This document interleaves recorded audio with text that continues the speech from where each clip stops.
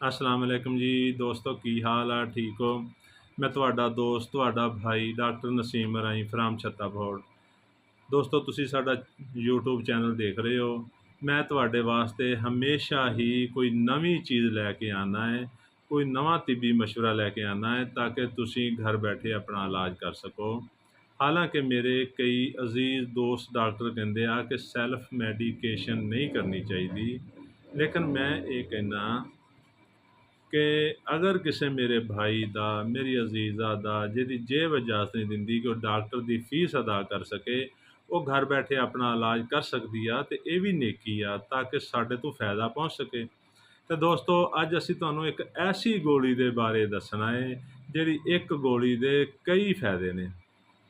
ਫਰਜ਼ ਕਰੋ ਗਰਮੀਆਂ ਦਾ ਮੌਸਮ ਆ, ਬੰਦੇ ਨੂੰ ਗਰਮੀ ਬਹੁਤ ਜ਼ਿਆਦਾ ਲੱਗ ਰਹੀ ਆ, ਉਹ ਗਰਮੀ ਬਰਦਾਸ਼ਤ ਨਹੀਂ ਕਰ ਸਕਦਾ, ਅਤੇ ਇਹ ਗੋਲੀ ਆ, ਇਹ ਸਰਬੈਕਸ-ਜੀ ਦੀ ਗੋਲੀ ਆ। ਇੱਕ ਗੋਲੀ ਰੋਜ਼ਾਨਾ ਚੰਦ ਦਿਨ ਖਾਵੇ ਅਤੇ ਉਹਨੂੰ ਗਰਮੀ ਲੱਗਣੋਂ ਹਟ ਜੂਗੀ। ਅੱਗੇ ਸਰਦੀਆਂ ਆ ਰਹੀਆਂ, ਸਰਦੀ ਦੇ ਮੌਸਮ 'ਚ ਕਿਸੇ ਦੋਸਤ ਨੂੰ, ਅਜ਼ੀਜ਼ਾਂ ਨੂੰ ਸਰਦੀ ਜ਼ਿਆਦਾ ਲੱਗਦੀ ਆ, ਉਹ ਮੌਸਮ ਨੂੰ ਇੰਜੋਏ ਨਹੀਂ ਕਰ ਸਕਦੀ, ਕੰਮ ਨਹੀਂ ਕਰ ਸਕਦੀ, ਉਹ ਇੱਕ ਗੋਲੀ ਖਾਣ ਰੋਜ਼ਾਨਾ। 5 ਤੋਂ 6 ਗੋਲੀਆਂ ਖਾਣ ਨਾਲ ਮੌਸਮ ਦੀ ਜਿਹੜੀ ਸ਼ਿੱਦਤ ਆ ਉਹ ਖ਼ਤਮ ਹੋ ਜਾਏਗੀ ਅਤੇ ਮੌਸਮ ਦੀ ਇੰਜੋਏਮੈਂਟ ਜਿਵੇਂ ਮਰਜ਼ੀ ਕਰ ਸਕਦੇ ਹੋ।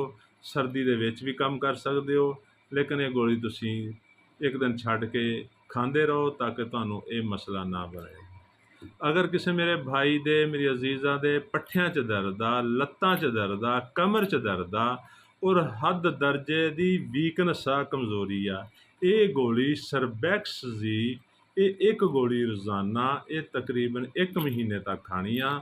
5 ਤੋਂ 6 ਦਿਨ 'ਚ ਗੋਲੀ ਆਪਣਾ ਅਸਰ ਕਰ ਜਾਂਦੀ ਆ ਔਰ ਮਰੀਜ਼ ਠੀਕ ਹੋਣਾ ਸ਼ੁਰੂ ਹੋ ਜਾਂਦਾ ਹੈ, ਅਤੇ ਫਿਰ ਉਹਨੂੰ ਗੋਲੀ ਖਾਣੀ ਚਾਹੀਦੀ ਆ।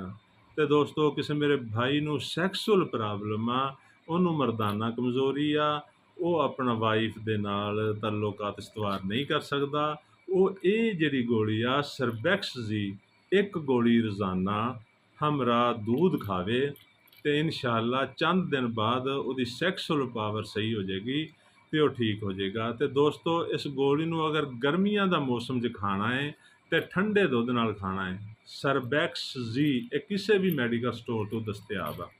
ਅਗਰ ਸਰਦੀਆਂ 'ਚ ਖਾਣਾ ਹੈ ਅਤੇ ਗਰਮ ਦੁੱਧ ਨਾਲ ਖਾਣਾ ਹੈ, ਅਤੇ ਇਹ ਦੋਸਤੋ ਤੁਸੀਂ ਅੱਜ ਹੀ ਲਓ, ਅੱਜ ਹੀ ਇਸਤੇਮਾਲ ਕਰੋ। ਕਮਜ਼ੋਰੀ ਕਿਸੇ ਕਿਸਮ ਦੀ ਹੋਵੇ, ਜਿਸਮ 'ਚ ਦਰਦ ਤੱਕ ਖ਼ਤਮ ਕਰ ਦੇ ਸਕਦੀ ਹੈ। ਇਹ ਇੰਤਹਾਈ ਬਿਹਤਰੀਨ ਦਵਾਈ ਆ, ਇਹ ਮਲਟੀ ਵਿਟਾਮਿਨ ਆ, ਇਹ ਕੋਈ ਟਰੰਕੋਲਾਈਜ਼ਰ ਨਹੀਂ, ਕੋਈ ख़तरनाक नहीं, ये बहुत अच्छी दवाई है। शुक्रिया।